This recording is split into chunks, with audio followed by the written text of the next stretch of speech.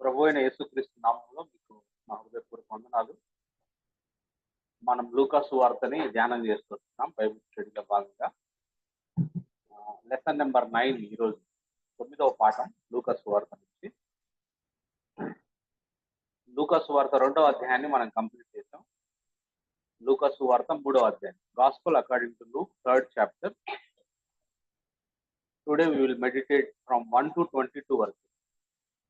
లూకా సువార్త 3వ అధ్యాయము 1 నుంచి 22 వచనాలు. Gospel according to Luke 3rd chapter 1 to 22 వరకు మనం చదువుదాం యథావిధిగా. చదివిన తర్వాత అందులోని విషయాలను మనం గ్రహించడానికి ప్రయత్నించాలి. లూకా సువార్త 3వ అధ్యాయం 1 నుంచి 22 వచనాలు. తిబెరి కైసరు ఏలుబడిలో 15వ సంవత్సరమందు యూదయకు పొంతు పిలాతు అధిపతిగాను, గలిలయకు హేరోదు చతుర్థాధిపతిగాను, ఇతూరియా త్రికోనియా దేశమునకు అతని తమ్ముడైన ఫిలిప్పు చతుర్థాధిపతిగాను, అబిలేనే దేశమునకు తుసానియా అధిపతిగాను, అన్నయు కైపయు ప్రధాన యాజకులుగాను ఉన్న కాలమున అరణ్యములోనున్న జకర్యా కుమారుడైన యోహాను నోటికి దేవుని వాక్యం వచ్చింది. అంతటా అతడు వచ్చి పాపక్షమాపణ నిమిత్తం మారు మనసు విషయమైన బాప్తిస్మం పొందవలనని యోర్దాను నదీ ప్రదేశమందంతటా ప్రకటించుచున్నాడు. ప్రభువు మార్గం సిద్ధపరచుడి, ఆయన త్రోవలు సరళం చేయుడి, ప్రతి పల్లము పూడ్చబడును, ప్రతి కొండయు మెట్టయు ఫలం చేయబడు, వంకర మార్గములు తిన్నవి, కరుకు మార్గము ఉన్నవి, సకల శరీరులు దేవుని రక్షణ చూతులు అని అరణ్యములో కేకలు వేయి చందమందు రాయబడిన అతడు తన చేత బాప్తిస్మం పొందవచ్చిన జన సమూహములను చూచి, సర్ప సంతానమా, రాబో ఉగ్రతను తప్పించుకున్నట్టు నీ గురించి చెప్పిన వాడు మారు మనసుకు తగిన ఫలం ఫలించు. అబ్రహాము మాకు తండ్రి అని మీలో మీరు అనుకున్న మొదలు పెట్టుకునవద్దు. దేవుడి రాళ్ల వలన అబ్రహాము పిల్లలను పుట్టింపగలడని మీతో చెప్తున్నాను. ఇప్పుడే గొడ్డలి చెట్ల వేరున ఉంచబడి కనుక మంచి ఫలము ఫలించని ప్రతి చెట్టును నరకబడి అగ్నిలో వేయబడిందని చెప్పారు. అందుకు జనులు, అలాగైతే మేమేమి చేయవలనని అతను అడుగుగా, అతడు 2 అంగీలు గలవాడు ఏమీయూ లేని వానికి ఇవ్వవలనని, ఆహారము గలవాడును అలాగే చేయవలనని వారితో చెప్పారు. సుంకరులను బాప్తిస్మం పొందవచ్చు బోధకుడా, మేమేమి చేయవలనని అతను అడుగుగా, అతడు మీరు నిర్ణయింపబడిన దానికంటే ఎక్కువ తీసుకొనవద్దని వారితో చెప్పారు. సైనికులను మేమేమి చేయవలనని అతను అడిగారు. అందుకు అతడు, ఎవరిని బాధ పెట్టకయు ఎవరి మీదను అపనింద వేయకయు మీ జీతములతో తృప్తి పొంది ఉండుడని వారితో చెప్పారు. ప్రజలు కనిపెట్టుచు ఇతను క్రీస్తు ఉండునేమో అని అందరూ యోహాను గురించి తమ హృదయంలో ఆలోచించుకుంటుండగా, యోహాను, నేను నీళ్లలో మీకు బాప్తిస్మం ఇస్తున్నాను, అయితే నాకంటే శక్తిమంతుడు ఒకడు వచ్చుచున్నాడు, ఆయన చెప్పుల వారును విప్పుటకు నేను పాత్రుడను కాను. ఆయన పరిశుద్ధాత్మలోను అగ్నితోనూ మీకు బాప్తిస్మం ఇచ్చింది. ఆయన చేట ఆయన చేతిలో ఉంది. ఆయన తన కళ్ళమును బాగా శుభ్రం చేసి తన కొట్టులో గోధుమలు పోసి ఆరని అగ్నితో పొట్టు కాల్చివేయనని అందరితో చెప్పారు. ఇదియుగాక అతడు ఇంకను చాలా సంగతులు చెప్పి ప్రజలను హెచ్చరించుతూ వారికి సువార్త ప్రకటించుచున్నాడు. అయితే చతుర్థాధిపతి అయిన హేరోదు చేసిన సకల దుష్కార్యముల నిమిత్తమును అతని సోదరుని భార్య అయిన హేరోదియా నిమిత్తమును యోహాను అతన్ని గద్దించినందుకు అది వరకు తాను చేసినవన్నీ చాలవన్నట్టు అతడు యోహాను చెరసాల్లో వేయించాడు. ప్రజలందరూ బాప్తిస్మం పొందినప్పుడు యేసు కూడా బాప్తిస్మం పొంది ప్రార్థన చేయుచుండగా ఆకాశం తెరవబడి పరిశుద్ధాత్మ శరీరాకారంతో పావురం వలె ఆయన మీదకి దిగి వచ్చింది. అప్పుడు, నీవు నా ప్రియ కుమారుడవు, నీ యందు నేను ఆనందించుచున్నానని ఒక శబ్దం ఆకాశం నుండి వచ్చింది. వచ్చిన మాట ప్రార్థన చేస్తాను. ప్రభా, ప్రేమగల తండ్రి, వందనాలు. నీ వాక్యాన్ని ధ్యానిస్తుండగా ప్రభా, నేనైతే అల్పుడను, అయోగ్యుడను, ఎందుకు పనికిరాని వాడిని. పరిశుద్ధాత్మ దేవ, నన్ను నింపి నా ద్వారా మీ మాటలు వినిపింప చేయమని, గ్రహించడానికి, అర్థం చేసుకోవడానికి మాకు మీ కృపను విస్తరింప చేయమని, వాక్య ప్రకారం జీవించడానికి సహాయం చేయమని మా ప్రభువును మీ ప్రియ కుమారుడైన యేసు ప్రభు నామంలో ప్రార్థిస్తున్నాను తండ్రి. నామం 1-2 వచనాల్లో మనం చూస్తే, మరి జాన్ ద బ్యాప్టిస్ట్ మరియు యేసు ప్రభు వాళ్ళ వారి పరిచర్యను ఇంట్రడ్యూస్ చేసేటప్పుడు చాలా మంది పరిపాలకుల పేర్లు రాశారు కదా లూకా గారు. ఏమని రాశాడు? 1-2 వచనాలు. తిబెరి కైసరు ఏలుబడిలో 15వ సంవత్సరమందు యూదయకు పొంతు పిలాతు అధిపతిగాను, గలిలయకు హేరోదు చతుర్థాధిపతిగాను, ఇతూరియా త్రికోనీతి దేశములకు అతని తమ్ముడైన ఫిలిప్ చతుర్థాధిపతి గాను, అబిలేనే దేశమునకు లుసానియా అధిపతి గాను, అన్నయు కయబయు ప్రధాన యాజకులు గాను ఉన్న కాలమున అరణ్యములోనున్న జకర్యా కుమారుడైన యోహాను వద్దకు దేవుని వాక్యం వచ్చింది. ఎందుకు ఈయన ఇంతమందిని ఇంట్రొడ్యూస్ చేస్తా ఉన్నాడు, ఇంతమంది పరిపాలకుల గురించి రాస్తున్నాడంటే దాంట్లోంచి మనం గ్రహించాల్సిన పాయింట్ ఏంటంటే, యేసు ప్రభు అనే ఆయన కానీ, యేసు ప్రభు పరిచర్య కానీ ఒక కట్టుకథ కాదు. ఇది హిస్టరీతో మిళితమైంది. కాబట్టి ఇది చరిత్రలో నిజంగా జరిగిన సంఘటన అని చెప్పడానికి ఆయన ఇంతమంది పరిపాలకులను తీసుకున్నాడు కదా. ఇంటర్నేషనల్ గా ఎవరున్నారు, నేషనల్ గా ఎవరున్నారు, రిలీజియస్ పెద్దలు ఎవరున్నారు అనే విషయాలన్నీ కవర్ చేస్తాం. ఇంటర్నేషనల్ గా ఎవరున్నారు, తిబెరి కైసరు ఉన్నాడు, సీజర్ టైబేరియస్ ఉన్నాడు. అంతకుముందు యేసుప్రభు పుట్టినప్పుడు, ఇప్పుడు యేసుప్రభు వయసు ఎంత అంటే 30 సంవత్సరాలు పరిచర్య ప్రారంభానికి ముందు.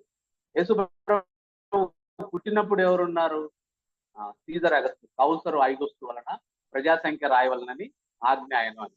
అంటే అప్పుడు రోమన్ సామ్రాజ్యానికి ఆయన ఉన్నాడు, కౌసరు ఔగుస్తున్నాడు, కైసర్ ఔగుస్తు కదా. ఇప్పుడేమో అగస్టస్, సీజర్ అగస్టస్ ఉన్నాడు. అప్పుడు ఇప్పుడు మారిపోయి ఇప్పుడు ఎవరున్నారు, 30 years, యేసుప్రభుకు 30 years వచ్చే నాటికి ఇప్పుడు మరి తిబెరు కైసరు ఉన్నాడు. ఆయన ఏలుబడిలో 15వ సంవత్సరంలో అని అంటే సుమారు ఎంత అంటే బహుశా క్రీస్తు శకం 28 to 29 AD, 28 to 29 AD మధ్యలో మరి సీజర్ టైబేరియస్ కి ఉన్నప్పుడు కదా. ఈయన మరి పిలాతు జూడియాకి గవర్నర్ గా ఉన్నాడు, పైలట్ కదా. అంటే ఆయనేమో రోమన్ సామ్రాజ్యం మొత్తానికి పెద్ద, జూడియా వరకు పైలట్ ఆయన గవర్నర్ గా ఉన్నాడు. ఆ తర్వాత గలిలియకు హేరోదు చతుర్థాధిపతి గారు అని రాయబడి. అంటే ఈ హేరోద్ అంటే యేసుప్రభు పుట్టినప్పుడు ఉన్న హేరోద్ ద గ్రేట్ అప్పుడున్న ఆయన. ఇప్పుడు ఆయన పిల్లలు, హేరోద్ ద గ్రేట్ కి 3 పిల్లలు. ఆ 3 పిల్లలు ఎవరంటే హేరోద్ అంటిపస్, ఫిలిప్ అండ్ లైసేని. ఈ 3. హేరోద్ ది గ్రేట్ చనిపోయిన తర్వాత ఆ యూదయ దేశాన్ని పరిపాలించేవాడు. ఆయనేమో చక్రవర్తి, రోమా చక్రవర్తి. ఆ చక్రవర్తి కింద ఉన్న యూదయ దేశాన్ని హేరోదు పరిపాలించేవాడు. ఆ హేరోదు పరిపాలన ఉన్న దేశం 3 పిల్లలు డివైడ్ చేసుకున్నారు. అందుకని 3కి రాజ్యం విభాగించబడింది, 3 పిల్లలు. ఆ డీటెయిల్స్ కూడా మనకి ఇస్తా ఉన్నారు. ఆ తర్వాత రిలీజియస్ గా ఎవరున్నారు హెడ్ గా అంటే అన్నా కైపా ప్రధాన యాజకులుగా ఉన్నాడు అని రాయబడి. అంటే మామూలుగా సొసైటీలో ఎవరున్నారు, ఇంటర్నేషనల్ గా, నేషనల్ గా ఎవరున్నారు, ఆ తర్వాత రిలీజియస్ గా పెద్దలు ఎవరున్నారు అని కూడా రాస్తున్నాడు లూకా. చూడు ఎంత యాక్యురేట్ గా ఆయన హిస్టారికల్ ఎవిడెన్సెస్ తోటి రాస్తా ఉన్నాడు. అన్నా కైపా సాధారణంగా ప్రధాన యాజకుడు ఒకడే ఉంటాడు, ఎప్పుడైనా ఒకళ్ళే ఉంటారు ప్రధాన యాజకుడు. కానీ ఇక్కడ అన్నా కైపా అని ఎందుకు రాసిందంటే, అన్నా చాలా తెలివైన వాడు, చురుకైన వాడు.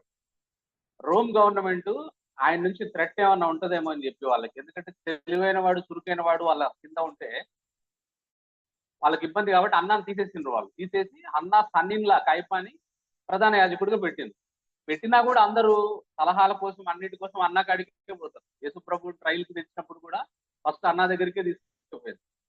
పేరుకు కైపానే కానీ మొత్తం అంత పెత్తనం అన్నా చేతిలో ఉంటుంది. అందులో మేనల్లుడే కాబట్టి మొత్తం ఆయన దగ్గరికే పోయేవాళ్ళు ఫస్ట్. అందుకని అన్నా కైపా ప్రధాన యాజకులుగా ఉన్న కాలంలో అని చెప్తా ఉన్నాం. ఆ కాలంలో ఏం జరిగిందంట, word of God came to John the Baptist in wilderness. అప్పుడు జాన్ ద బ్యాప్టిస్ట్ ఎక్కడున్నాడు 30 సంవత్సరాల వయసులో అని అంటే అరణ్యంలో ఉన్నాడు, ఆయన విల్డర్నెస్ లో ఉన్నాడు కదా. వాస్తవంగా జాన్ ద బ్యాప్టిస్ట్ ఎవరు, ప్రీస్ట్ ఫ్యామిలీ, ఆయన యాజకుడు, అహరోను వంశానికి సంబంధించిన. వాస్తవంగా అయితే ఆయన యాజకుడు కావాలి. యాజకులు అంటే అక్కడ 20 years దగ్గర నుంచి యాజక ట్రైనింగ్ ఇచ్చి 30 సంవత్సరాలప్పుడు యాజక ధర్మం నిర్వర్తించడానికి అనుమతిస్తారు. అయ్యేం పట్టించుకోవట్లా. జాన్ ద బ్యాప్టిస్ట్ ఆ ప్రోటోకాల్ అన్ని పక్కన పెట్టేసి ఈ వెంట ఇంటది విల్డర్నెస్. ఆ మనుషులున్న జనారణ్యంలోంచి వెళ్ళిపోయి రాళ్ళు, రప్పలు, పాములు, తేళ్లు ఉండే డెజర్ట్ లోకి వెళ్ళిపోయినా మనుషులను వదిలేసి కదా. అంటే నిజంగా మరి ఆయన పరిస్థితి మనం చూస్తే, ఆయన ఎంచుకున్న ప్రాంతం స్ట్రేంజ్. మనుషులు జనావాసాల మధ్య నివసించకుండా అడవిలోకి వెళ్ళిపోయినా ఆయన ఎంచుకున్న ప్రాంతము స్ట్రేంజ్, ఆయన తినే ఫుడ్ స్ట్రేంజ్ కదా. మనకి ఇక్కడ రాయబడలేదు కానీ మత్తయి సువార్తలో మనం చూస్తాం, మిడతలు హనీలో ముంచుకొని మిడతలు తినేవాడేం బహుశా మనం అటు ఊహించుకోవాలి. హనీ దొరికితే మిడతలు పట్టుకొని హనీలో ముంచుకొని తినేవాడేం, ఖాళీ మిడతలు తినలేము. అంటే ఆయన ఫుడ్ స్ట్రెయిన్, ఆయన ఉండే ప్లేస్ స్ట్రెయిన్, ఆయన డ్రెస్ కూడా స్ట్రెయిన్ కదా. మరి ఆయన ఒంటే రోమముల వస్త్రము ధరించుకున్నవాడు, మన చుట్టూ తోలు దట్టి ధరించుకున్నవాడు అని రాయబడి. ఆయన ఎంచుకున్న ప్లేస్ స్ట్రేంజే, ఆయన తినే ఫుడ్ స్ట్రేంజే, ఆయన కట్టుకునే బట్టలు స్ట్రేంజే. ఇటువంటి వ్యక్తిని ఈ రోజుల్లో తర్వాత ఇటువంటి వ్యక్తిని ఈ రోజుల్లో అయినా ఆ రోజుల్లో అయినా క్రేజీ మ్యాన్ అని అంటారు మామూలుగా. ఇతనే విచిత్రంగా ఉన్నాడు అని అంటారు ఎవరైనా. బట్ యేసు ప్రభు ఆయన గురించి ఏమన్నాడు అనేది చాలా ఇంపార్టెంట్. యేసు ప్రభు ఏమన్నాడంటే మత్తయి సువార్త 11:11లో స్త్రీలు కన్న వారిలో బాప్తిస్మిచ్చు యోహాను కంటే గొప్పవాడు పుట్టలేదు అని అన్నాడు కదా. అంటే హీ ఈజ్ ద గ్రేట్ అన్నాడు. John the Baptist is great అని యేసు ప్రభు వారు చెప్పిండు కదా. ఎందుకు మనం ఆలోచిస్తే, మనం ఏమైనా ఇన్సైట్ తీసుకోవాలంటే దీంట్లో, ఆయనకు ఒక మంచి ఇల్లు లేదు, ఒక మంచి డ్రెస్సు లేదు, ఒక మంచి ఫుడ్ లేదు. ఆయన మాటలు కూడా జెంటిల్గా ఉండవు. మాథ్యూ అన్న గుర్తు చేసి, రఫ్ అండ్ టఫ్. ఆయన దగ్గరికి వస్తే ఎవరైనా లేడీస్ అండ్ జెంటిల్మెన్ అంటూ డియర్ ఫ్రెండ్స్ అని అన్నాడు. యూ బ్రూడ్ ఆఫ్ వైపర్స్ అని అంటారు ఆయన దగ్గరికి వస్తే. బ్రూడ్ అంటే బంచ్. అంటే ఆయన దగ్గరకు వచ్చిన మనుషులను ఆయన ఎట్లా సంబోధిస్తున్నాడంటే, ఓ బంచ్ ఆఫ్ స్నేక్స్ అని అంటాడు ఆయన వస్తే కదా. పాముల సమూహమా అని అంటాడు. సర్ప సంతానం అని తెలుగులో మనకు తర్జుమా చేస్తుంది కదా. అంటే ఈయన భాష కూడా సరిగా లేదు, అంటే రఫ్ గా ఉంది. పెద్ద పరిచయం ఉందా, లాంగ్ మినిస్ట్రీ లేదు. మళ్ళీ కొంతకాలానికి మళ్ళీ ఆయన తీసుకుపోయి జైల్లో పెట్టింది. కొంతకాలమే పరిచయం చేసి కదా. మంచి చావు ఉందా పోనీ అని అంటే మంచి చావు కూడా లేదు. ఒక వ్యభిచారం చేస్తున్న స్త్రీ కుమార్తె ఆయన ముందు డాన్స్ చేస్తే, ఆ డాన్స్ కి ఆయన మెచ్చి ఏదో కోరితే వాళ్ళ అమ్మని వచ్చి అడిగితే వాళ్ళమ్మ ఏదో కొబ్బరి బొండం కొట్టినట్టు కొబ్బరి బొండం కొట్టించినట్టు ఇవ్వంటే ఆయన తలకాయ కొట్టి ఆ ప్లేట్లో తెచ్చిచ్చేసింది. అంటే ఆయన చచ్చిపోయే శవం కూడా సరిగా లేదు, మొండెము తల వేరు చేయబడింది కదా. అంటే ఇది పిల్లలు మీరు గ్రహించాలి కదా. మంచి ఇల్లు లేదు, మంచి డ్రెస్సు లేదు, మంచి ఫుడ్ లేదు, జెంటిల్ మాటలు లేవు, గొప్ప పరిచర్య లేదు, చనిపోయేటప్పుడు కూడా శవం సరిగా లేదు. అయినప్పటికీ ఆయన జాన్ ద బాప్టిస్ట్ ని యేసు ప్రభు ఏమన్నాడంటే హీ ఈజ్ ద గ్రేట్ కదా. ఈ ప్రపంచం చాలా మందిని గ్రేట్ అన్నది. అలెగ్జాండర్ ది గ్రేట్ అని చెప్పింది ప్రపంచం అలెగ్జాండర్. హేరోద్ ద గ్రేట్ అన్నది, నెపోలియన్ ద గ్రేట్ అని అన్నారు. వీళ్ళు నిజంగా గ్రేటా కాదా అంటే వాళ్ళ జీవితాలు చూస్తే అర్థమైంది వీళ్ళు గ్రేట్ కాదని. దాదాపు అట్లా ప్రపంచం 142 మందికి ఆ టైటిల్ ఇచ్చింది గ్రేట్ అని, వరల్డ్ ఇచ్చిన టైటిల్. వాళ్ళు గ్రేటా కాదా మనకు తెలియదు, కానీ యేసు ప్రభు ఎవరినైనా గ్రేట్ అంటే వాళ్ళు నిజంగానే great. Heaven declared some as a great, he is definitely a great person అనే విషయాన్ని నేను మీకు జ్ఞాపకం చేస్తాను. సో దీని నుండి మనం తీసుకోవాల్సిన ఇన్సైట్ ఏంటంటే, దేవుడు మన ఆహార్యం చూడు. ఆహార్యం అంటే మనం వేసుకునే వస్త్రాలు. దేవుడు మన ఆహారం చూడు, మనం తినే ఆహారం ఏం తింటున్నాం అనేది చూడు. దేవుడు మన ఆవాసం చూడు, ఆవాసం అంటే ఇల్లు, మనం ఎక్కడ ఉంటున్నాం అనేది చూడు. కానీ మనం చనిపోయేటప్పుడు మన హెడ్ మొండెం తెగిందా లేదా అవేమి చూడు దేవుడు, అవేం పట్టించుకోడు. ఏం పట్టించుకుంటాడు దేవుడు అంటే, ఎందుకు ఆయన గ్రేట్ అన్నాడంటే, ఆయన మనకు అప్పగించిన పని పట్ల మనం మన పట్ల ఆయన కలిగి ఉన్న ఉద్దేశాలు, దేవుడు మనకు అప్పగించిన పని మనం సరిగా నిర్వర్తించామా లేదా అనేది చూస్తాడు. జాన్ ద బాప్టిస్ట్ ఏం చేసిండు, ఆయనకు దేవుడు అప్పగించిన పనిని, దేవుడు ఏ ఉద్దేశంతో అయితే ఆయన భూమికి పంపించిండో దాన్ని సక్రమంగా నెరవేర్చిండు. ఈ కంప్లీటెడ్ ఇస్ టాస్క్. సో దాన్ని చూస్తాడు తప్ప దేవుడి ఉద్దేశాలు మన జీవితాల్లో నెరవేరుస్తున్నామా లేదా అనేది దేవుడు చూస్తాడు తప్ప మన ఆహారం, మన ఆవాసం ఇవేవి దేవుడు పట్టించుకోడు, ఎన్నిక చేయడు అనే విషయాన్ని మనం గమనించాలని సందర్భంగా నేను మీకు జ్ఞాపకం చేస్తున్నాను. సో ఆ విధంగా జాన్ ద బాప్టిస్ట్ ఉన్నప్పుడు అరణ్యంలో యోహాను యొద్దకు దేవుని వాక్యం వచ్చింది. ఏమని వచ్చింది అని అంటే, now it's time to go to Jordan river and need to prepare A way for Messiah అని వచ్చింది కదా. 3-6 వచనాలు చదువుతున్నారు చూడండి. ఏమని వచ్చింది అరణ్యంలో ఆయన ఉన్నప్పుడు ఆయన దగ్గరికి దేవుని వాక్యం ఏమని వచ్చిందంటే, అంతటా అతడు వచ్చి పాప క్షమాపణ నిమిత్తము మారు మనసు విషయమై బాప్తిస్మం పొందవలనని యోర్దాను నదీ ప్రదేశం అంతటా ప్రకటించుచుండెను. ప్రభు మార్గము సిద్ధపరచుడి, ఆయన త్రోవలు సరళం చేయడి. ప్రతి పల్లము పూడ్చబడును, ప్రతి కొండయు మెట్టయు పల్లం చేయబడును. వంకర మార్గములు చిన్నవగును, కరుకు మార్గములు ఉన్నవేగును. సకల శరీరులు దేవుని రక్షణ చూతురు అని అరణ్యములో కేక వేస్తున్న ఒక శబ్దం అని ప్రవక్త అయిన యెషయా వాక్యముల గ్రంథమందు రాయబడినట్టు ఇది జరిగెను అనే మాట. ఏమని వచ్చింది దేవుని వాక్యం అని అంటే, ప్రభువు కొరకు మార్గం సిద్ధం చేయాలి. యేసు ప్రభు కొరకు, యేసు ప్రభు పరిచర్య స్టార్ట్ చేయబోతున్నాడు. ఆ పరిచర్య కొరకు మార్గం సిద్ధం చేయాలని చెప్పి వచ్చింది. ఆ మార్గం సిద్ధం చేయడానికి ఏమని రాయబడింది? ప్రతి పల్లము పూడ్చబడాలి, కొండ మెట్ట పల్లం చేయబడాలి, వంకర మార్గములు చిన్నవి చేయబడాలి, కరుకు మార్గములు ఉన్నవి కావాలి. పూర్వకాలంలో ఈస్టర్న్ కింగ్స్ ఎక్కడికన్నా రాజ్యంలో పర్యటనకు వచ్చేటప్పుడు మెసెంజర్స్ వస్తారు. ముందు రాజులు పలానూరికి రాజులు ఒకవేళ సారనాథ్ రావాలంటే సారనాథ్ మెసెంజర్స్ వస్తారు. ముందు రాజు కంటే ముందు వచ్చి రాజు వస్తున్నాడని ప్రకటిస్తారు. ప్రకటించి రోడ్లు ఏమైనా సరిగా లేకపోతే ఆ రోడ్లన్నీ సరి చేయండి అని చెప్పి వెళ్తారు మెసెంజర్స్ కదా. ఇక్కడ కూడా జాన్ ద బ్యాప్టిస్ట్ చేయాల్సిన పని అదే. ఇక్కడ రాజు ఎవరంటే యేసు ప్రభు, మెసెంజర్ ఎవరంటే బాప్తిస్మిచ్చు యోహాను. బాప్తిస్మిచ్చు యోహాను వచ్చి కాళ్ళ కింద రోడ్డు గురించి మాట్లాడలే ఆయన కదా. ఏమంటున్నాడు? హృదయాలను సిద్ధం చేయమంటున్నాడు. అంటే దేవుడి మాటలకు యేసు ప్రభు మాట్లాడబోతున్నాడు. యేసు ప్రభు వాక్యం ప్రకటించబోతున్నాడు. ఆ వాక్యానికి ఆయన చేయవలసింది ఏంటంటే హృదయాలను సిద్ధం చేయాలి కదా. హృదయాలను ఎలా సిద్ధం చేయాలి మెస్సియా కొరకు అని అంటే, repentance is God's mechanism to prepare hearts to hear God's word. Repentance ద్వారా, అంటే రిపెంటెన్స్ మారు మనసు పొందండి, మారు మనసు పొందండి అని కదా ఆయన ప్రకటించింది కదా. సో ఆ రిపెంటెన్స్ ద్వారా హృదయాలను సిద్ధం చేయడానికి, ప్రభు మాటలు వినడానికి, యేసు ప్రభు మాటలు ప్రజలు వినడానికి హృదయాలను సిద్ధం, దారులు సిద్ధం చేయడానికి కాదు, రోడ్డు సిద్ధం చేయడానికి కాదు, హృదయాలను సిద్ధం చేయడానికి, రిపెంటెన్స్ ద్వారా హృదయాలను సిద్ధం చేయడానికి బాప్తిస్మిచ్చు యోహాను ఆయన ముందుగా పంపబడ్డాడు అనే విషయాన్ని నేను మీకు జ్ఞాపకం. So repentance is the key to open our eyes and hearts for God's word. జాగ్రత్తగా ఈ విషయాన్ని మనం గమనించాలి. ఈ మారు మనసు అనేది, రిపెంటెన్స్ అనేది is a key to open our eyes and hearts for God's word. మన కళ్ళు తెరవబడాలి దేవుని వాక్యం వైపు, మన హృదయం దేవుని వాక్యం అంగీకరించాలంటే రిపెంటెన్స్ అనేది ఒక కీ లాగా ఉంటుంది అనే విషయాన్ని మనం గమనించాలి కదా. ఈ రిపెంటెన్స్ అనేది అందుకనే it's a ongoing work that continue to keep our heart soft and pliable, అంటే easy to bend in the hands of God. Repentance మనం కంటిన్యూ చేయాలి మన లైఫ్ లో. ఎందుకు అని అంటే, దేవుని వాక్యం ఆధారంగా మనం ఎటు దేవుని వాక్యం ఎటు బెండ్ చేస్తే మనం అటు బెండ్ అవ్వాలి అని అంటే, దేవుని వాక్యం రిసీవ్ చేసుకునే హార్ట్ మనకు కావాలంటే మన హార్ట్ ఎప్పుడు మారడానికి సిద్ధంగా ఉండాలి. ఎందుకు? రిపెంటెన్స్ అంటే ఏంటంటే చేంజ్ ఆఫ్ మైండ్.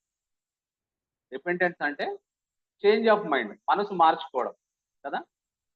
అంటే దాని అర్థం ఏంటంటే, I use to go to this side but God was not in this side, so I will change my heart and go towards where there is God అని అనడమే repentance కదా.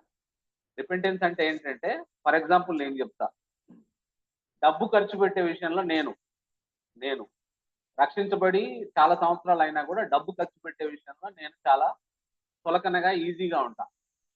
So దేవుడు అటు side లేడు, అంటే నేను ఎంత క్యాజువల్ గా డబ్బులు పెట్టే సైడ్, ఖర్చు పెట్టే సైడ్ దేవుడు లేడు అని నాకు తెలిసినప్పుడు నేను రిపెంట్ అయ్యి నేను ఇప్పటి నుంచి డబ్బులు జాగ్రత్తగా ఖర్చు పెడుతున్నాను కదా. నేను రక్షించబడ్డా, మారు మనసు అది అప్పుడు సంగతి వేరే. ఇప్పుడు ప్రజెంట్ అంటే కంటిన్యూస్ గా మనం ఆ రిపెంటెన్స్ అనే మనసు వెతుకుంటాలి అని అంటే, దేవుడు నాకు లైట్ ఇచ్చింది దాంట్లో. ఏమని? డబ్బులు నువ్వు ఇష్టం వచ్చినట్టు ఖర్చు పెట్టకూడదు, నువ్వు ఖర్చు పెట్టేటప్పుడు ఆలోచించి అవసరమైతేనే ఖర్చు పెట్టాలి, అవసరం లేకపోతే ఖర్చు పెట్టకూడదు అనే విషయం వైపే దేవుడు ఉన్నాడని తెలిసినప్పుడు నేను నా మార్గాన్ని, ఆ వైపు నా మనసును మార్చుకొని ఈ వైపు నేను వచ్చిన. అది ఫర్ ఎగ్జాంపుల్. ఇంకొక ఎగ్జాంపుల్ అది మనం అర్థం చేసుకోవడానికి చెప్పాలంటే, ఫుడ్ వేస్టేజ్ విషయంలో. ఎక్కడికైనా పెళ్లికి పోయినా లేకపోతే ఆడికి పోయినా ఎంత పడితే అంత ఫుడ్ తీసుకొని మంది కాదు కదా అని వేస్ట్ చేస్తాం. ప్లేట్ లో కూడా చాలా మిగిలిచ్చి పడేస్తా ఉంటాం. సో అటు సైడ్ గాడ్ లేడు, అది దేవుడికి అంగీకారం కాదు అని తెలిసినప్పుడు నేను రిపెంట్ అయినా. ఆ విషయంలో రిపెంట్ అయి చిన్న మెతుకు కూడా తినేసేయాలి, ప్లేట్లో ఏముండకూడదు, ఈ వైపు దేవుడు ఉన్నాడు అని తెలిసినప్పుడు నా మనసు నేను మార్చుకుంటాను. సో ఈ రిపెంటెన్స్ అనేది ఆన్ గోయింగ్ గా ఉండాలి ఎప్పుడు. అలా ఉన్నప్పుడే దేవుడి వాక్యాన్ని తీసుకొని మనము ఎటు దేవుడి వాక్యం మనల్ని బెండ్ చేస్తే అటు బెండ్ కాగలం. అదర్వైజ్ ఆ రిపెంటెన్స్ లేకపోతే మనం హార్డ్ హార్ట్ అని అయిపోయి, మనం దేవుని వాక్యం మనకు చెప్తున్నా కూడా మనం వినం, దాన్ని పట్టించుకోం, దానికి బెండ్ అవ్వం. సో దేవుడు బాప్తిస్మిచ్చి యోహాన్ని ఎందుకు పంపించిండారంటే రిపెంటెన్స్ అనే దాన్ని ప్రొక్లైమ్ చేయడం ద్వారా మనుషుల హృదయాలను సిద్ధం చేయడానికి జాన్ ద బ్యాప్టిస్ట్ ని దేవుడు పంపించిండు. ఆ పని చేయడానికి ఆయన వచ్చిండు అనే విషయాన్ని ఈ సందర్భంగా నేను మీకు జ్ఞాపకం చేస్తాను. సో ఆ తర్వాత 7-9 వచనాల్లో సో ఆ విధంగా హృదయాలను సిద్ధం చేయడానికి జాన్ ద బ్యాప్టిస్ట్ వచ్చింది. ఆ తర్వాత ఏం జరిగింది? 7-9 వర్సెస్ లో రాయబడ్డ మాటలు చదువుతున్నా. అతడు తన చేత బాప్తిస్మం పొందవచ్చిన జన సమూహం చూసి, సర్ప సంతానమా, రాబో ఉగ్రతను తప్పించుకున్నట్టు మీకు బుద్ధి చెప్పిన వాడేవాడు, మారు మనసుకు తగిన ఫలం ఫలించుడి. అబ్రహాము మాకు తండ్రి అని మీలో మీరు అనుకున్న మొదలు పెట్టుకునవచ్చు.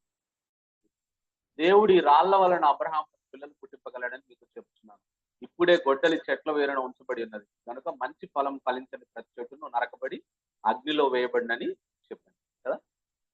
అంటే అప్పుడు అనేక మంది జాన్ ద బ్యాప్టిస్ట్ దగ్గరికి వస్తా ఉన్నారు. ఆయన ప్రొక్లైమ్ చేస్తా ఉన్నాడు, మీరు మారు మనసు పొందాలి, మారు మనసు పొందామన్న దానికి సూచనగా బాప్టిజం తీసుకోవాలి. అంటే జాన్ ద బ్యాప్టిస్ట్ యొక్క బాప్తిస్మానికి ఏంటిదంటే రిపెంటెన్స్, మారు మనసుకు సంబంధించిన బాప్తిస్మం. బాప్తిస్మిచ్చి యోహానుకు సంబంధించిన బాప్తిస్మం ఏంటి అంటే, మనల్ని ఎవరైనా అడిగితే లూకాసు వార్త చదువుతున్నారు కదా మీరు, లూకాసు వార్తలో జాన్ ద బ్యాప్టిస్ట్ బాప్తిస్మానికి యేసు ప్రభు బాప్తిస్మానికి తేడా ఏంటంటే, John the baptism is the repentance baptism, మారు మనసుకు సంబంధించిన బాప్తిస్మం. ఆ బాప్తిస్మం తీసుకోవడానికి అనేక మంది వచ్చింది. వాస్తవంగా యూదులు బాప్తిస్మం తీసుకోవడానికి ఇష్టపడరు. ఎందుకనంటే బాప్తిస్మం ఎవరు తీసుకుంటారంటే ఆ జూయిష్ కాలంలో అన్యులు తీసుకుంటారు. అన్యులు జూయిష్ మతంలోనికి మారాలన్నప్పుడు వాళ్ళు బాప్తిస్మం తీసుకొని క్లెన్స్ చేయబడి వాళ్ళు యూదా మతంలోనికి రావాలి. కానీ ఇక్కడ జాన్ ద బ్యాప్టిస్ట్ ప్రకటిస్తా ఉంటే అనేక మంది వచ్చి బాప్తిస్మానికి మరి తీసుకోవడానికి మొగ్గు చూపించరు అనే విషయాన్ని ఈ సందర్భంగా నేను మీకు జ్ఞాపకం చేస్తాను. సో ఆయన అంటున్న మాట ఏమిటనంటే, మీరు బాప్తిస్మం పొందండి, because wrath is coming, flee from wrath కదా. ఇప్పుడే గొడ్డలి చెట్ల వేరున ఉంచబడింది కాబట్టి మీరు ఇప్పుడే రిపెంట్ అవ్వాలి అని అంటాం కదా. అంటే రేపుడికి పోస్ట్ పోన్ చేయడం కాదు. ఆయన అన్న మాటలు చూడండి, నేను చదువుతున్నా మరలా. ఇప్పుడే గొడ్డలి చెట్ల వేరున ఉంచబడి ఉన్నది కనుక మంచి ఫలము ఫలించని ప్రతి చెట్టును నరకబడి అగ్నిలో వేయబడి అని చెప్పాడు. నౌ ఇప్పుడే అని అన్నాడు. ఆ రోజుల్లోనే అప్పుడే అంటే ఇప్పుడు మనం ఇంకా ఎమర్జెన్సీలో ఉన్నాం. ఇంకా ఆ రోజుల్లో ఇప్పుడే అని ఆయన చెప్పిండంటే ఈ రోజుల్లో మనం ఇంకా ఎమర్జెన్సీలో ఉన్నాము. కాబట్టి ఇంకా ఎవరైనా మారు మనసు అనుభవం లేకపోతే, యేసు ప్రభు దగ్గరికి రాకపోతే ఇప్పుడే చేయవలసిన అవసరత ఉంది, లేకపోతే నరకబడి అగ్నిగుండంలో వేయబడతాను, నరకానికి వెళ్తామని దేవుడు చెప్తా ఉన్నాడు అనే విషయాన్ని ఈ సందర్భంగా నేను మీకు జ్ఞాపకం చేస్తా ఉన్నాను. ఆ తర్వాత అప్పుడు ప్రజలందరూ 10వ వచనంలో 10th verse లో అప్పుడు ఆయన ఆ విధంగా ప్రకటిస్తా ఉంటే, మీరందరూ మారు మనసు పొందండి అని ప్రకటిస్తా ఉంటే 10వ వచనంలో అందుకు జనులు అలాగైతే మేమేమి చేయవలనని అతన్ని అడుగుగా కదా. మేమేమి చేయాలి అని అంటే కదా, మేమేమి చేయవలను అని అంటే అప్పుడు చెప్తా ఉన్నాడు, ప్రజలు మేమేం చేయాలని అడిగినప్పుడు ఆ ఫ్రూట్ ఆఫ్ రిపెండెన్స్ మనలో ఉండాలి అని చెప్తా ఉన్నాడు కదా. 8వ వచనంలో చూడండి, మారు మనసుకు తగిన ఫలం ఫలించు. మారు మనసు పొందారు, ఆ మారు మనసు పొందితే ఆ మారు మనసుకు తగిన ఫలం మనలో ఉండాలి అంటున్నాడు కదా. మారు మనసు పొందాము, పొందినట్టు ఎట్ట తెలుస్తుంది అని అంటే, ఆ మారు మనసుకు తగిన ఫ్రూట్ మీలో కనపడాలి. ఒట్టిగా పైకి చెప్పడం కాదు, మారు మనసు పొందాము నేను మారు మనసు పొందానని చెప్పడం కాదు, దానికి సంబంధించిన ఫ్రూట్ మనలో కనపడాలి అంటున్నాడు. ఏంటి ఆ ఫ్రూట్ అని అంటే ఏమంటున్నాడు, 2 అంగీలు గలవాడు లేని వానికి ఇవ్వాలి 11th verse. అలాగే ఆహారం గలవాడును అలాగే చేయవలనని వారితో చెప్పాను. సో మొట్టమొదటిది ఫ్రూట్ ఆఫ్ రిపెంటెన్స్ ఏంటంటే కంపాషన్ ఆన్ ఫెలో మెన్. అంటే నిజంగా మనం మారు మనసు పొందితే మనలో ఉండాల్సిన ఫ్రూట్ ఏమిటనంటే పక్కవాని పట్ల మనకి దయ ఉంటుంది, కంపాషన్ ఉంటుంది అవతల పట్ల కదా. మన దగ్గర 2 షర్ట్లు ఉన్నాయి, వేరే వాడికి షర్ట్ లేని వాడు కనపడితే మనం వెంటనే ఆ షర్ట్ ఒకటి ఇచ్చేస్తాం మన దగ్గర ఆహారం ఉంది, ఆహారం లేనివాడు కనపడితే ఆహారం ఇస్తాం. అంటే ఫ్రూట్ ఆఫ్ రిపెంటెన్స్ ఇక్కడ చెప్తున్న మాట ఏమిటంటే కంపాషన్, ఇతరుల పట్ల దయ కలిగి ఉండాలి. దాన్నే ఇంకో మాటలో చెప్పాలంటే షేరింగ్. ఫ్రూట్ ఆఫ్ రిపెంటెన్స్ ఏమిటంటే షేరింగ్ కలిగి మనం ఉండాలి అనే విషయాన్ని చెప్తా ఉన్నాం. ఆ తర్వాత ట్యాక్స్ కలెక్టర్స్ వచ్చింది ఆయన దగ్గరికి. ట్యాక్స్ కలెక్టర్స్ వచ్చి మేమేం చేయాలని అడిగింది కదా. మేమేం చేయాలని అడిగినప్పుడు వాళ్ళకి చెప్తున్న మాట ఏమిటంటే నిర్ణయించిన దానికన్నా సుంకరులు బాప్తిస్మం పొందవచ్చి 12వ వచనం, బోధకుడా మేమేమి చేయవలనని అతన్ని అడుగుగా అతడు మీకు నిర్ణయింపబడిన దానికంటే ఎక్కువ తీసుకోవద్దని వారితో చెప్పారు. కాబట్టి దీంట్లోంచి ఈ రిపెంటెన్స్ లోంచి వచ్చే ఫలం ఇంకోటి ఏంటంటే do not steel from anybody అని అంటాం కదా. ఇతరులది ఏది మనం దొంగతనం చేయకూడదు, ఇతరులది ఏది మనము ఆశించకూడదు కదా, ఇతరులకు సంబంధించినవి కదా. సో ఫ్రూట్ ఆఫ్ రిపెంటెన్స్ మొట్టమొదటిదేమో కంపాషన్ అయితే, రెండవదేమో డు నాట్ స్టీల్ అని అంటాం కదా. డు నాట్ స్టీల్ అంటే దేవునికి ఇవ్వవలసినవి ఇవ్వకుండా దొంగిలించడం కానీ, ఇతరులకు సహాయం చేయకుండా మనం దొంగిలించడం కానీ, దేవుడికి ఇవ్వవలసిన సమయం ఇవ్వకుండా మనం దొంగిలించడం కానీ కదా. ఆ విషయాల్లో ప్రతి దాంట్లో మనం దొంగతనం చేయకుండా ఉండాలి. ఇంకోటి పక్క వాడిని స్పేర్ చేయాలంట. ఇందాకేమో షేర్ కదా, షేర్ చేయాలి మీకున్న దాంట్లో అంటున్నాడు. ఇప్పుడేమో రిపెంటెన్స్ ఫ్రూట్ ఏంటంటే పక్క వాళ్ళని స్పేర్ చేయాలి అని అంటా ఉన్నాడు అనే విషయాన్ని నేను మీకు జ్ఞాపకం చేస్తాను. ఆ తర్వాత సైనికులు వచ్చారు, సోల్జర్స్ వచ్చి అడుగుతున్నాడు. 14వ వచనంలో రాయబడ్డ మాట, సైనికులను మేమేమి చేయవాలని అతను అడిగి, అందుకు అతడు ఎవరిని బాధ పెట్టకయు ఎవరి మీదను అపనింద వేయకయు మీ జీతములతో తృప్తి పొంది ఉండుడని వారితో చెప్పారు. కాబట్టి ఫ్రూట్ ఆఫ్ రిపెంటెన్స్ మూడోది ఏమిటనంటే be content with what you have. అంటే మారు మనసుకు తగిన ఫలం ఏంటంటే నిజంగా మనం మారు మనసు పొందామా అంటే మనం ఇతరుల పట్ల దయ కలిగి ఉంటాం. నిజంగా మారు మనసు పొందామంటే ఇతరులది ఏది మనకు ఆశించము, దొంగతనం చేయము వాళ్ళది. మూడోది మనము సంతృప్తి కలిగి ఉంటాం. మనం ఎక్కడుంటే అక్కడ సంతృప్తి కదా. నాకు దేవుడిచ్చిన జాబును బట్టి నాకు సంతృప్తి, నాకు దేవుడిచ్చిన ఇల్లును బట్టి నాకు సంతృప్తి, అద్దె ఇంట్లో ఉంటే అద్దె ఇంటిని బట్టి సంతృప్తి కదా. ఎక్కడ దేవుడు మనల్ని పెడితే, మనకు తక్కువ జీతం ఇస్తే ఆ జీతంలోనే సంతృప్తి కదా. ఫ్రూట్ ఆఫ్ రిపెంటెన్స్ అంటే దేవుడు ఎక్కడ మనల్ని ఉంచితే అక్కడ సంతృప్తి ఉంటుంది వాళ్ళు. ఆ కంటెంట్మెంట్ ని మనం కలిగి ఉండాలి అనే విషయాన్ని తెలియజేస్తాం. దానికి ఇంకొక పదం ఏమిటనంటే కేరింగ్ ఉండాలి, ఇతరుల పట్ల కేరింగ్ ఉండాలి కదా. అంటే ఫస్ట్ షేరింగ్, తర్వాత స్పేరింగ్, తర్వాత కేరింగ్ ఉండాలి. ఈ మూడు ఫ్రూట్ ఆఫ్ రిపెంటెన్స్ అనే విషయాన్ని మనం జ్ఞాపకం చేసుకోవాలి. ఇవి మనలో ఉన్నాయా లేదో మనం పరిశీలన చేసుకోవాల్సిన అవసరం ఉంది. ఆ తర్వాత 15 to 17 వర్సెస్ లో రాయబడ్డ మాట, ప్రజలు కనిపెట్టుచు ఇతడు క్రీస్తై ఉండునేమో అని అందరూ యోహాను గురించి తమ హృదయాల్లో ఆలోచించుకుంటుండగా, యోహాను నేను నీళ్ళలో మీకు బాప్తిస్మం ఇస్తున్నాను, అయితే నాకంటే శక్తిమంతుడు కూడా వచ్చుతున్నాడు, ఆయన చెప్పుల వారును వెప్పుటకు నేను పాత్రుడను కాను, ఆయన పరిశుద్ధాత్మలోను అగ్నితోనూ మీకు బాప్తిస్మం ఇచ్చును, ఆయన చేతిలోనున్నది, ఆయన తన కళ్ళం బాగా శుభ్రం చేసి తన కొట్టులో గోధుమలు పోసి ఆరని అగ్నితో పొట్టు కాల్చివేయనని అందరితో చెప్పాను కదా. అందరూ ఈయన పరిస్థితి, ఈయన ప్రసంగాలు ఇవన్నీ చూసి ఈయనే మెస్సియా అని అనుకున్నారు.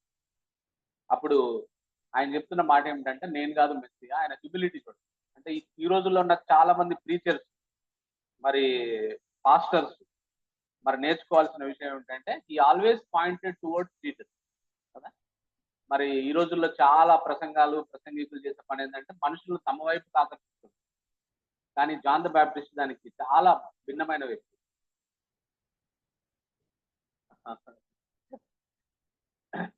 సో అట్లా మరి మనుషులను వాళ్ళ వైపుకి ఆకర్షించుకోకుండా దేవుని వైపు ఆకర్షించిన వాడిగా జాన్ ద బ్యాప్టిస్ట్ ఉన్నాడు. ఆ హ్యూమిలిటీ చూడండి. ఆయన చెప్పుల వారును విప్పడానికి కూడా నేను వస్తున్నాడు వెనకాల మెస్సియా, ఆయన చెప్పుల వారును విప్పడానికి కూడా నేను అర్హుడిని కాదని. శాండిల్స్ ని అంటై చేయడం ఎవరి పని అంటే ఇంట్లో ఉన్న బానిసలు. ఆ రోజుల్లో యూదులు బయట నుంచి వచ్చిన తర్వాత మట్టితోటి ఆడికి వస్తే వాళ్ళు చెప్పులు తీయరు, అక్కడ ఉన్న బానిస వచ్చి చెప్పులు తీస్తారన్నమాట. అంటే నేను యేసు ప్రభువుకి నేను ఒక స్లేవ్తో సమానం, నేను ఒక బానిసతో సమానం, దానికి కూడా నేను అర్హుడిని కాదు అని చెప్పి అంత తగ్గింపు ఆయన ప్రదర్శించినట్టుగా మనం చూస్తాం. ఆ తర్వాత నేను మీకు నీళ్ళలో బాప్తిస్మం ఇస్తున్నాను, ఆయన మాత్రం మీకు పరిశుద్ధాత్మలో బాప్తిస్మం ఇస్తాడు, ఆయన అగ్నితో బాప్తిస్మం ఇస్తాడని చెప్పింది కదా. ఇది మనం అర్థం చేసుకోవాలి. జాన్ ద బాప్టిస్ట్ ఇచ్చిన బాప్టిజం ఏమో బాప్టిజం ఆఫ్ రిపెంటెన్స్. యేసు ప్రభు పరిశుద్ధాత్మలో ఇచ్చే బాప్తిజం ఏంటంటే బాప్టిజం ఆఫ్ ట్రాన్స్ఫర్మేషన్ కదా. అదేమో రిపెంటెన్స్ బాప్తిస్మము, ఇదేమో పరిశుద్ధాత్మతో బాప్తిస్మం ఇస్తే ఈ పరిశుద్ధాత్మ మనల్ని ఏం చేస్తాడు, క్రీస్తు స్వరూపంలోనికి మారుస్తాడు. సో ఇది బాప్టిజం ఆఫ్ ట్రాన్స్ఫర్మేషన్, అదేమో బాప్టిజం ఆఫ్ రిపెంటెన్స్. మరి బాప్టిజం ఆఫ్ ఫైర్ అంటే ఏంటి అని అంటే, బాప్టిజం ఆఫ్ ఫైర్ అంటే ఏంటంటే మరి కొంతమంది వ్యాఖ్యానకర్తలు చెప్పిన విషయం ఏమిటనంటే అది జడ్జిమెంట్ కి సంబంధించింది.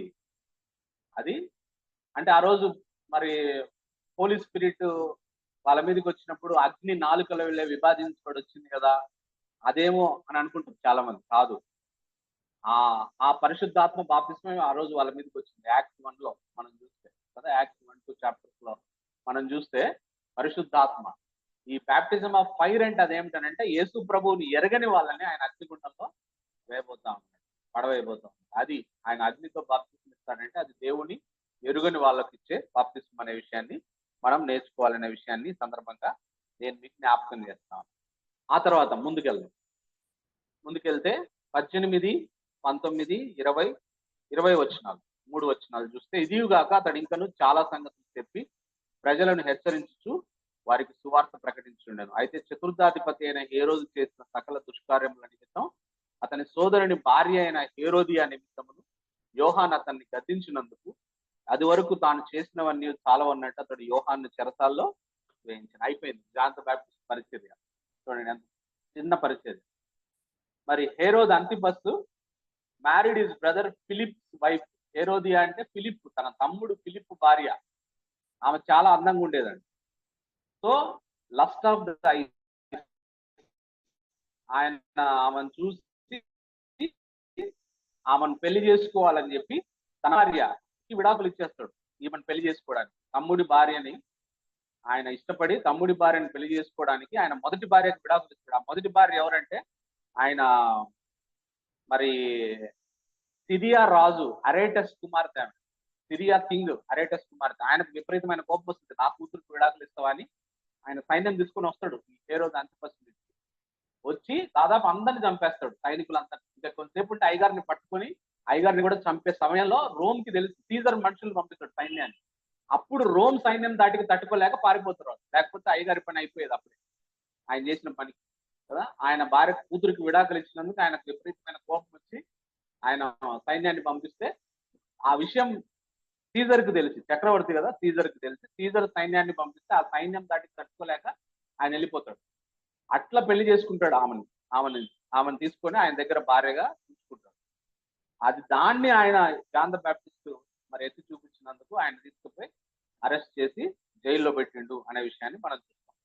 ఆ తర్వాత 21, 22 వచనాల్లో రాయబడ్డ మాటలు మనం చూస్తే అలా అరెస్ట్ కాక ముందు జరిగిన సంఘటన ఇది. ప్రజలందరూ బాప్తిస్మం పొందినప్పుడు యేసు కూడా బాప్తిస్మం పొంది ప్రార్థన చేయించుండగా ఆకాశం తెరవబడి పరిశుద్ధాత్మ శరీరాకారంతో పావురం వలె ఆయన మీదకి దిగి వచ్చింది. అప్పుడు నీవు నా ప్రియ కుమారుడవు, నీ యందు నేను ఆనందిస్తున్నానని ఒక శబ్దం ఆకాశం నుండి వచ్చింది.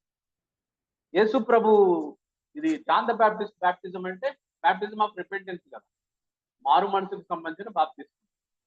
యేసు ప్రభువులో పాపం లేదు, మరి ఆయన మారు మనసు పొందాలి, ఆయన చేంజ్ ఆఫ్ మైండ్ తీసుకోవాలి. ఆయన ఎందుకు బాప్తిస్మం తీసుకున్నాడు జాన్ ద బాప్టిస్ట్ బాప్తిస్మం అని అంటే 3 reasons, 3 కారణాలను బట్టి యేసు ప్రభు వారు బాప్తిస్మం తీసుకున్నారు. మొట్టమొదటిది ఏంటంటే నిజంగా ఆయనలో ఏ సిన్ను లేదు. యేసు ప్రభు చేంజ్ ఆఫ్ మైండ్ తీసుకోవాల్సిన అవసరం లేదు, ఆయన బాప్తిస్మం తీసుకోవాల్సిన అవసరం లేదు. అయితే టు ఐడెంటిఫై విత్ అస్, మనతో ఆయన సహానుభూతిని చూపించడానికి ఆయన బాప్తిస్మం తీసుకున్నాడు. మనకు ఒక మాదిరిని చూపించడానికి. అంటే రేపొద్దున ఆయన్ని ఫాలో అయ్యే వాళ్ళందరూ, యేసు ప్రభు నమ్ముకున్న వాళ్ళందరూ బాప్తిస్మం తీసుకోవాలి అని చెప్పడానికి సూచనగా ఆయన ఒక బాప్తిస్మం తీసుకున్నాడు. To identify with us, number 1 point. Number 2 ఏంటంటే to verify that he is the son of God, Messiah కదా. ఐజయా 11:1-2లో మనం చదవడానికి టైం లేదు, కానీ ఐజయా 11లో రాయబడ్డ మాట ఏమిటనంటే పరిశుద్ధాత్మ పావురం వల్ల ఆయన మీదకి దిగొస్తాడు అనే లేఖనము నెరవేర్చబడ్డానికి, పరిశుద్ధాత్మ ఆయన మీదకి దిగి రావడం అనే లేఖనం నెరవేర్చబడ్డానికి దానికి వెరిఫై చేయడానికి, అంటే జాన్ ద బ్యాప్టిస్ట్ కి తానే మెస్సీ అనే విషయాన్ని చెప్పడానికి, వెరిఫై చేయడానికి ఆయన బాప్తిస్మం తీసుకున్నాడు. మూడోది ఏమిటంటే it is a type of prophesy. Prophesy అంటే ఏమిటనంటే మనందరి కోసం యేసు ప్రభు చేయబోతున్నది ఏంటంటే ఆయన మరణించబోతున్నాడు, పాతి పెట్టబడబోతున్నాడు, తిరిగి లేవబోతున్నాడు కదా. బాప్తిస్మం ద్వారా అది చూపించబోతున్నాడు అనమాట. అంటే ఆయన నీళ్ళలో చనిపోవడం అంటే నీళ్ళలోకి పోతాడు, నీళ్ళలో ఉంటాడు, సమాధి చేయబడతాడు, మరలా తిరిగి నీళ్ళలో నుంచి బయటకు వస్తాడు. బాప్తిస్మం అది యేసు ప్రభు వారి డెత్, బరియల్, రిజరక్షన్ కి సూచనగా ఉంది. సో టు ప్రాఫెసై అంటే first to identify with us, రెండవది టు వెరిఫై, అండ్ మూడవది టు ప్రాఫెసై. ఆ విధంగా ఆయన బాప్తిస్మంలో పాల్పంపులు పొందింది. వాస్తవం అయితే ఆయనకు బాప్తిస్మం అవసరం లేదు. సో మనందరికి ఒక మోడల్ గా, మనందరికి ఒక ఎగ్జాంపుల్ గా ఉండడానికి ఆయన బాప్తిస్మంలో పాల్పంపులు పొందింది. ఈ ఫ్రేమ్ లో మనం తండ్రి, కుమార, పరిశుద్ధాత్మ ముగ్గురిని చూస్తాం. యేసు ప్రభు నీళ్ళలోకి పోవడం, పరిశుద్ధాత్మ దిగి రావడం, పైనుంచి తండ్రి అయిన దేవుడు మాట్లాడడం, ఈయన నా ప్రియ కుమారుడు, ఈయన నేను ఆనందిస్తున్నాను. ఒకే ఫ్రేమ్ లో ముగ్గురు మనకి కనపడుతుంది. త్రిత్వమైన దేవుడిని కూడా మనం చూడగలం. దేవుడి మాటను దీవించు. ఒక మాట ఉంది verse 9 లో, the axe is already at the root of the tree. You read that, huh? Joya? The axe is already at the root of the tree. అంటే how can we understand that? 2000 years ఇంకా కూడా ఎప్పుడు కూడా అక్కడే ఉంటారు.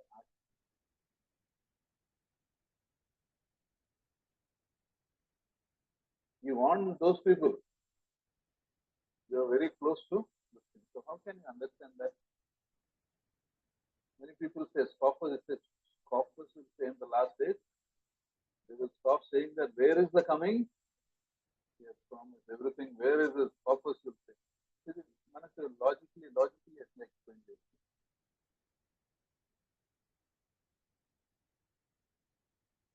Logical reason, 100% logical. Two things can happen to us today. One, the Lord will come, judgment. Second, we will die. We will die. Access at the root means understand this aspect. Your life on earth is very brief. Get right with God, because before it is, your life is cut down. It applies to those people. It applies to us today also. You know? So that is very important. Unless you bear fruit of repentance, unless you see you are changing, God's salvation has changed you, transformed you, you are in this dangerous position. If something were to happen to you today, you go out, meet with an accident, or something happens, over. That is why repentance is so important.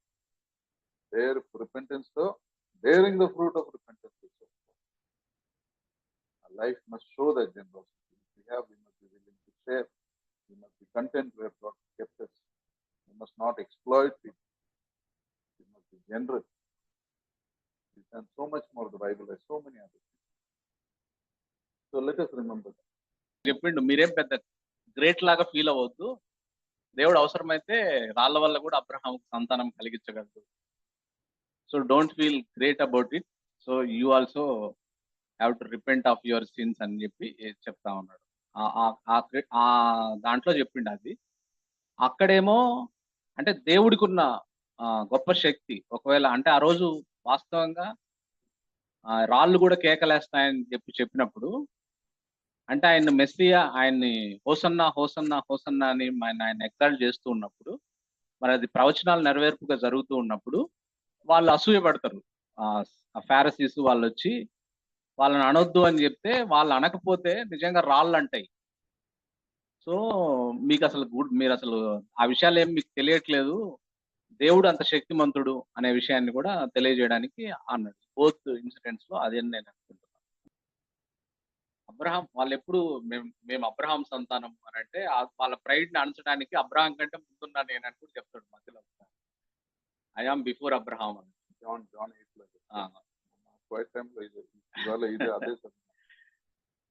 మీరు Abraham బట్టి మీరు అందరూ అతిశయిస్తా ఉంటారు, నేను Abraham కంటే ముందున్నా అని. I asked him, AI, and I put that question to AI, it says same what Mr. Bhavya said. Refers to the rock along Jordan River where he was baptized. It talks of God's sovereignty. He is not limited by humans, or he is sovereign. He can do anything. He can create a new people for himself from the very stones around them. Now you look at it in one way. When we became believers, God changed the heart of stone into heart of flesh. None of us. So that heart of stone, stones all around us, now have become human beings with life, and so many meanings are there. That means it is not relationship with God is based on faith and obedience, not on physical. Abraham was your father or someone was your father. What are you today? Many people's testimony here, they said, oh, 20 years back, wonderful testimony, how God amazingly saved. But today their life will be in sin. You know? Let's pray. Father, we thank you for this time that you've given us. Thank you for your word. Thank you for your word, and pray that each one of us who listen here will bear that fruit of repentance, live that changed life, or we will be just like stones, Lord, without any change in our lives. May we not be like that. Lead us and guide us. Also, may we remember the axe is at the root of the tree. Virtually, if you are not there in our lives, we are living on dangerous ground. Should we leave this, should our life be taken away from us tonight, we will go to hell.